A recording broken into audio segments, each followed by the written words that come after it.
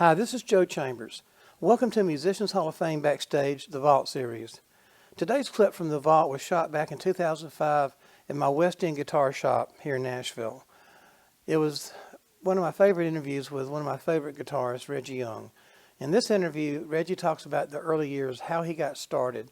Hope you enjoy it. If you do, be sure to hit like, subscribe, and the notification bell so you don't miss any of our new content. Once again, the great Reggie Young. My name's Reggie Young. I'm a guitar player.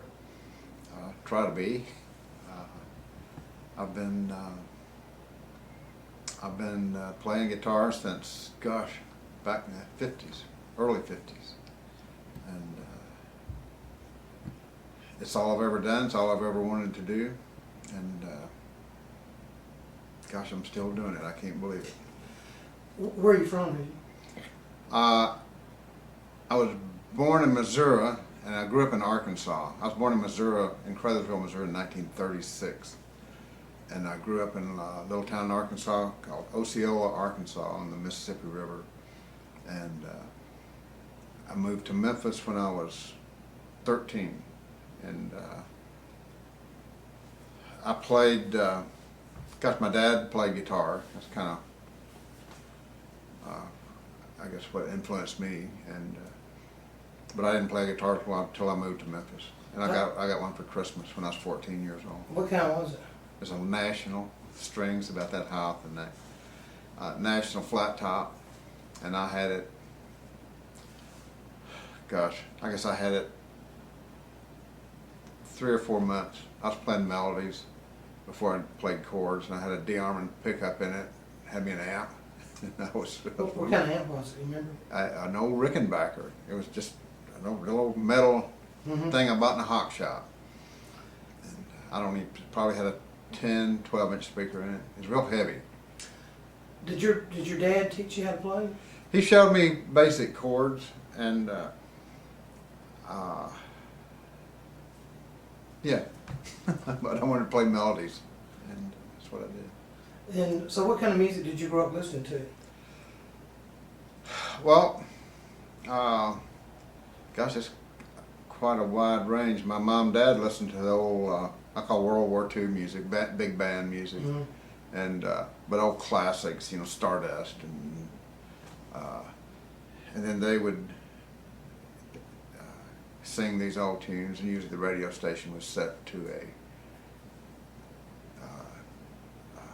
the pop music of that time, late 40s and 50s. And so, now how were you when you actually started picking up the guitar and playing it? I was 14. I got one for Christmas. My dad played, the guitar my dad played was a Hawaiian guitar. I mean, he played Sweet Lalani and all that. It wasn't like steel guitar. It wasn't country. Him and his brother, my uncle, they had a radio program before I was born in Blytheville, Arkansas, the two of them.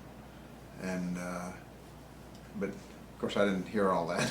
And he didn't play any until, I knew he played. He'd just pick up a guitar every now and then if there's one somewhere and play strum some chords. But he actually played the old Hawaiian music, Sweet Lalani and all this old stuff, and he'd sing. Did he have formal lessons? No. He just played by ear? Yeah, I think back then it was popular to order out of magazines to get a guitar and play Hawaiian music. Did you ever have formal lessons? No, not really. Just your dad taught you a few chords? Yeah, he taught me a few chords, and I just kind of went from there. Who's your first guitarist that you, other than your dad, that you really, maybe heard on the radio or heard performing live, or that influenced you? Well, after I started playing, knowing basic things, I was in junior high school, and different shows would come through town. I remember Chet Atkins came through one time, and I thought, well, yeah, I'd like to do that, play like he did. And there was a radio program I used to listen to. I'd run home from school, and I'm not sure exactly what time it came on. It was in the afternoon from WSM. It's called Two Guitars, and it was Chet, Jerry Bird, Ray Eddington, rhythm player, and Lightning Chance, bass player. And it was live from WSM every afternoon, and called Two Guitars. And gosh, they were just incredibly good. And I'd run home and get my guitar and wait for it to come on. Couldn't get it all the time because of weather conditions from here, from Nashville to Memphis. Was, if the conditions were good, you could hear it. Other times it was just static. You couldn't, But what a group of guys yeah, in playing live. That must have been wonderful. yeah, it really was. And I thought, gosh, and I think Chet had this old Den Jellicoe with vibrola. They call them whammy bars, but it's a vibrola back then. I think it was a Rickenbacker vibrola. Yeah, I saw him in Memphis one time back after I'd been playing some, and I was totally blown away with his style of playing. And So what's your first recollection of playing in front of people? probably at school, in junior high school. An old buddy of mine named Red Williams in Memphis. He was he had an old arch top harmony guitar, and I remember gosh, I just moved there from Arkansas, and he was talking about, he sat in front of me in shop class, and he had this guitar pick, and he was kind of spinning it on the thing, and I said, you play guitar? And he said, yeah. And I said, well, I play harmonica, but I was trying to learn how to play guitar, and so we struck up a friendship, and still friends to this day. I see him every now and then. But we would play at school. I started playing. I could play chords. Well, of course, he played rhythm, and then I started playing lead. And some of the first things we did was at safety council, and during study hall, they'd have us play sometimes. And our teacher used to be a doorman at the Grand Ole Opry, so a lot of times he'd get us out of class at study hall, and we'd go to the gym or something and sit there and play. But I remember we entered it was a contest for the safety council talent show, and we won it. Gosh, I hadn't been playing hardly any time. I remember I had that old Nashville guitar and had a marble in it, and I was playing and trying to keep it quiet, and it was rolling around in there. But we won first prize, and I thought, man, this is pretty cool. I was very, very shy back then. Excuse me. So I could get in front of a crowd without, didn't have to talk, so that's good. I'll just play, I've heard of people putting rattles on a guitar, but that's the first time I've ever Well, this was heard a total mistake. I don't know how it got in there, but it was in there anyway. And so, from that, what do you remember your first paying gig? Yeah, well, from there, through school, well, actually, while I was in school, there was a guy I worked for. I say worked for, well, I guess I did. His name was Bob Williams, and he had a band called the Mid-South Playboys. And anyway, Red sang some with him, but I remember we drove from Memphis to Tupelo, Mississippi, and played in the American Legion Club. And I made $12. We worked on the door, and I made $12. I thought, man, that's all the money in the world. And I'd probably been playing all of 6-7 months, and I was getting paid. I was in junior high school, so I did that a lot. And from him, we had a radio program. This is probably a year later, over in West Memphis at a station called KWEM, and so we'd play around, at schoolhouses and stuff like that.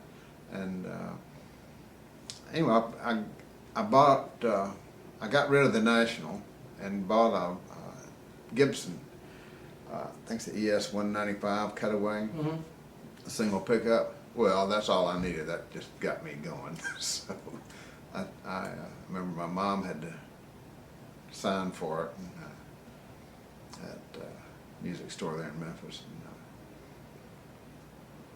I don't remember what my next stamp was. About what year was that? Do you remember? Gosh, it would have had to have been in 53 or something. Because it was in 1950 whenever we moved to Memphis. Maybe 52, 53, but then I had a real good guitar. And anyway, I was planning and making a living because we didn't really have a lot of money, and my parents, you know, we just got by, and so I was making my own way. And, So you had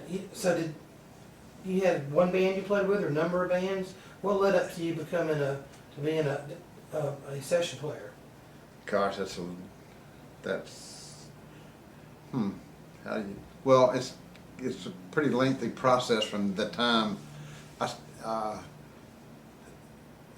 Well, what was your next big? the next big thing was there was a guy. Well, this is Bob Williams guy I worked with. We started playing in clubs around Memphis. One of the clubs being a place called the Eagle's Nest, is where Elvis first started. Him and Scotty and Bill. Anyway, this was before Elvis, and one of the singers that tried out was a guy named Eddie Bond over in Memphis. He'd just gotten out of the Navy, and well, wait a minute. It was about the time of Elvis because we was doing rockabilly music, and this is in '55, I guess. And so we're playing clubs around town. Back then I knew John Huey, steel guitar player. I used to go over to his house and learn how to. We worked up instrumentals and all that kind of stuff.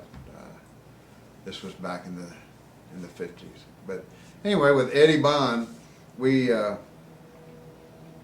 had this song that a disc jockey in Memphis wanted to record. It's called "Rockin' Daddy" was the name of it, and it was in '55 or first part of '56. So we did at a radio station, and it was a regional hit. Well, the booking agent there was a guy named Bob Neal, who was also a disc jockey, who later came over here. Was was Johnny Cash's manager and a whole bunch of other people. But anyway, he had these package shows, and he wanted us to do. Eddie Bond wanted us to go and tour with the package was Carl Perkins. He just had out Blue Suede Shoes. Johnny Cash.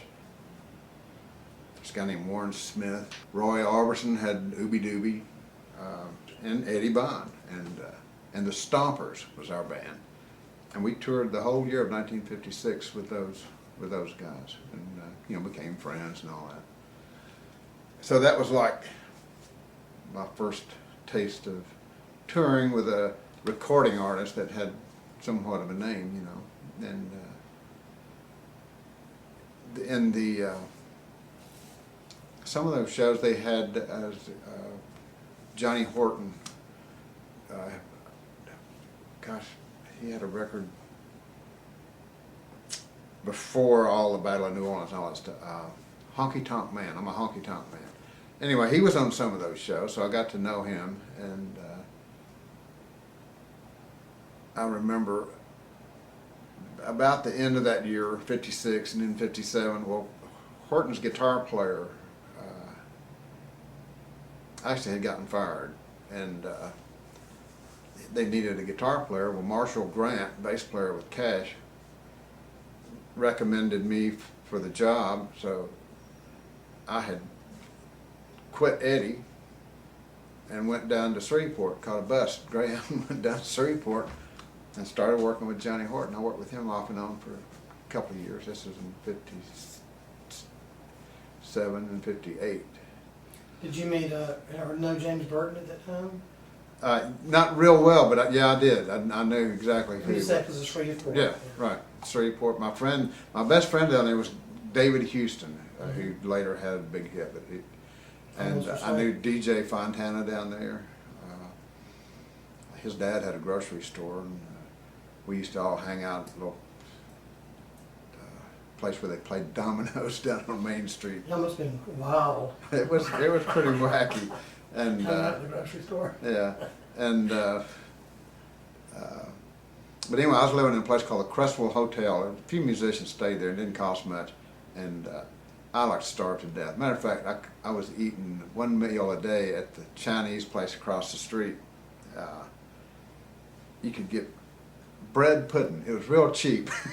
And I survived on bread pudding for I don't know how. But well, when I go out with Horton, it seems like I got paid $25 a night, or maybe it was 30 with him, but we'd leave Shreveport and like say drive to Arizona, maybe play one job or two. Well, that's $50 I made, or 60, whatever. And we'd come back. Well, he wouldn't go back out again until he was, needing some money. By then, I had been broke for a long time. Had paying my hotel bill and all. And I'd hawk stuff in there's a little pawn shop down the street. And I remember hawking an electric razor. But anyway, I was, in the music business, But I knew a lot of people down there, and first time I met Johnny Gimble, was down in Shreveport, and Jimmy Day, steel player. Billy Sanford was down there from here. Jerry Kennedy's from there, and the New Beats, they're all from. Shelby Singleton. Shelby Singleton was from down there, yeah, and. Did you ever play at the? Oh yeah, the Louisiana Hayride. Yeah, Hayride. Yeah, I think it paid $17. I still got some check stubs, and when I was working with Johnny Horton, it was just the three of us: him, Tillman Franks, who was his manager, and myself. And gosh, I had a '55 Stratocaster I was playing, and had a lot of fond memories of the Louisiana Hayride. Got a bunch of pictures and stuff. But all right, that went till, by then I was eligible for the draft. Well, my draft board called me. This lady, Miss Green, I knew her quite well because she used to call me a lot and said, "Well, you might ought to get back home." Said you'll probably be on the next draft. Well, volunteers would keep me out, So it went on for a long time. And anyway, she called, and it was. The end of 1958, New Year's Eve, I remember, was the last job I played with Johnny Horton, and because she had said, "You'll definitely be on this next draft." So I quit and came home, and it's a long answer to say how I got started in the studio. Great. Yeah. Anyway, so I came home. Well, fortunately, there was enough volunteers. It kept pushing me back. Now, this was in January of 1959. All right, I didn't get drafted till the end of the year of 50. So during that year, Scotty Moore, I knew Scotty, and from just stuff that we'd played around Memphis and stuff, him and Jack Clement. There's a lot of people that are here now that I knew back then. And Bill Black, that's where I first met Bill Black, who's a bass player with Elvis. Well, Scotty and Bill, I guess Elvis was still in the Army, and they quit Elvis. And anyway, Scotty had cut a record on a guy named Thomas Wayne Perkins, who was Luther Perkins' brother. Luther played with Johnny Cash. And a song called Tragedy, and it was a big pop bubblegum record, I guess you'd call it. But it started out with beautiful major seventh chord that Scotty played, and it's a ballad.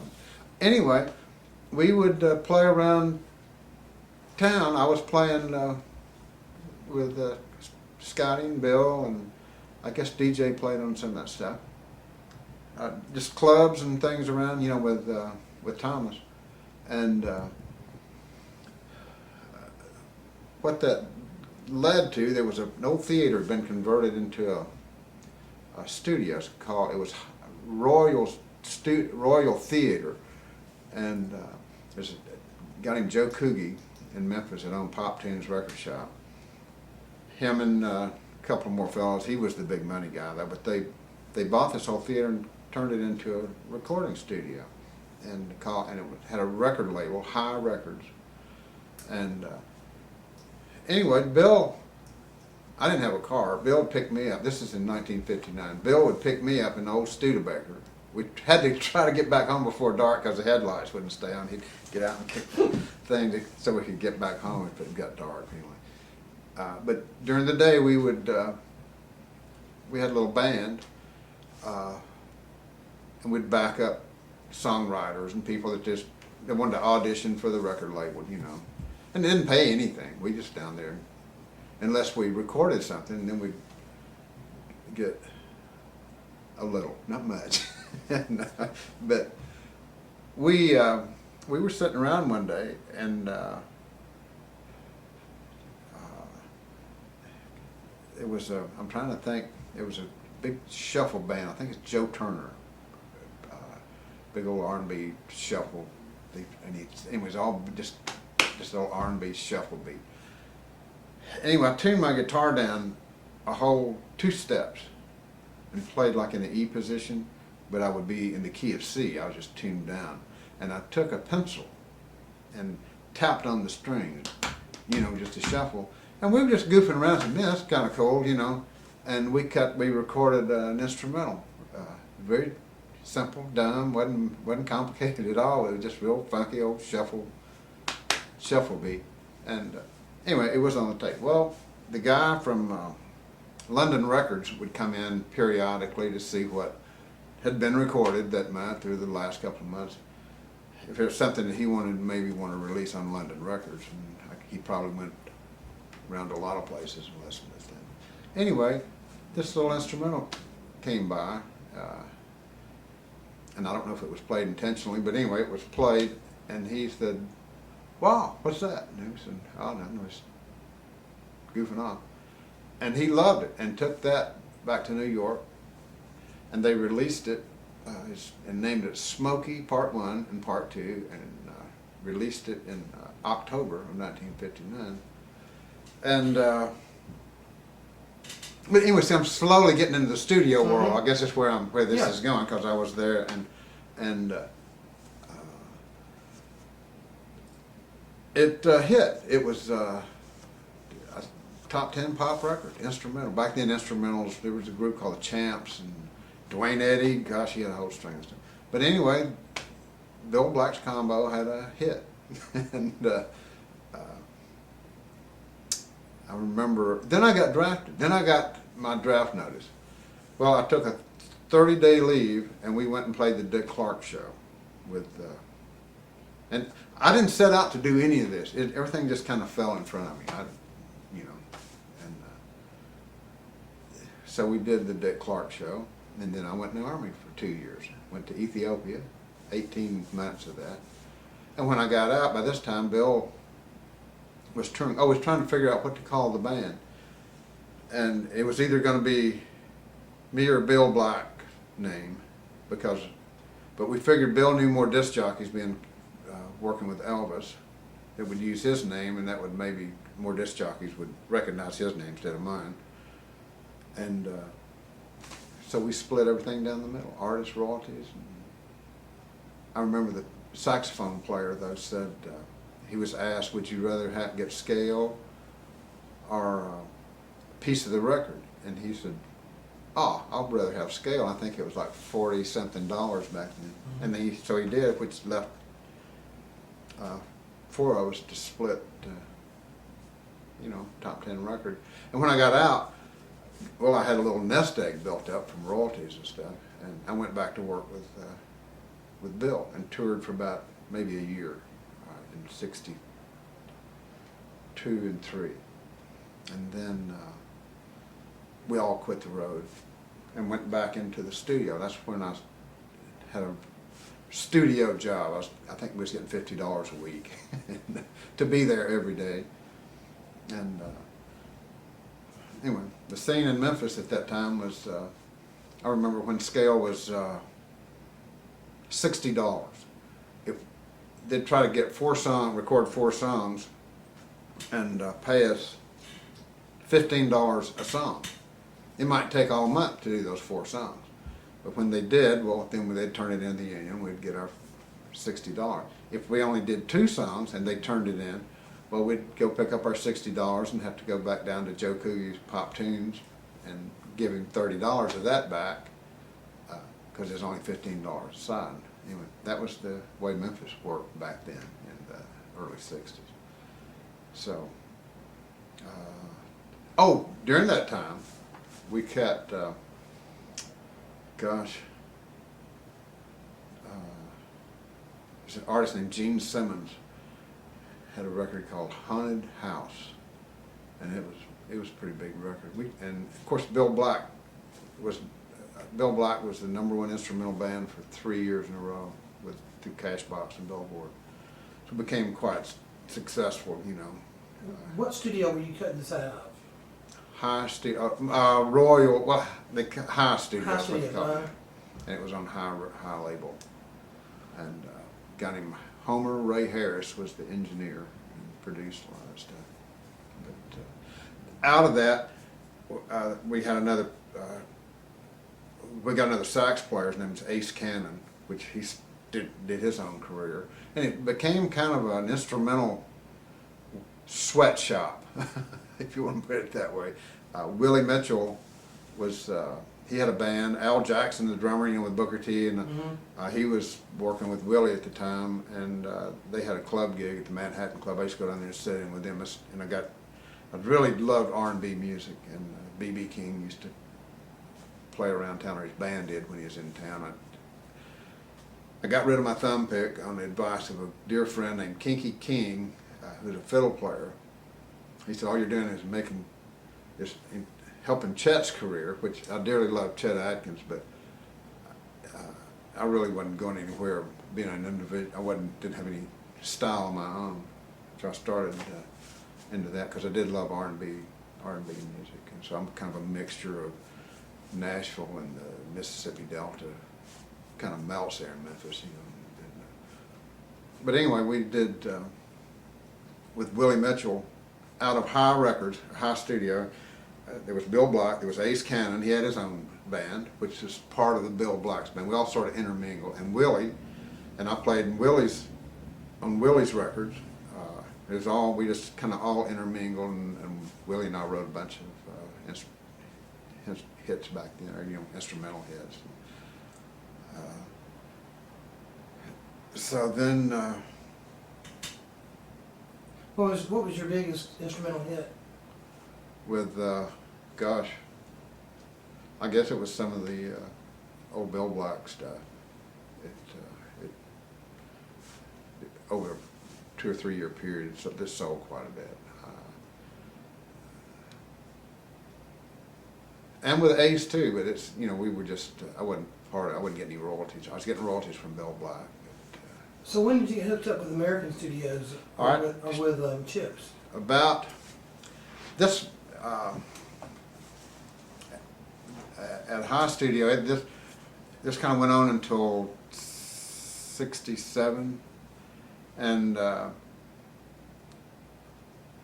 go out and play with Ace Cannon and his band. Sometimes we'd be Bill Black, same band, you know, but on weekends, and was working in the studio there. And I remember Homer Ray Harris, the engineer, called me one day, and anyway, he said, well, you know, Reg, so we're going to have to cut you back to $10 a side instead of the $15 that we were getting. And I said, well, okay, I quit. I said, and so it's about 10 minutes later, the guy that owned Pop's Tunes, he calls me, Joe Coogie, and said, he apologized. He said, oh man, said, I'm sorry he did that. I said, no, that won't, we'll keep it at 15, which was still dirt cheap, you know. But I remember from that point on, I thought, okay, I'm gonna, if I get an opportunity, I'm gonna leave and go play music that I want to play and all that, which was more R&B oriented. I remember, and at this time I was working with Chips Moomin and Tommy Cogbills, a bass player. We used to go to New York because I wasn't working exclusively at High. I was still doing stuff around town and over at Sun, and I'd go to Muscle Shoals and work for Rick Hall and some of the artists he had over there. So I wasn't just tied in, but. What kind of guitar are you using now? Then,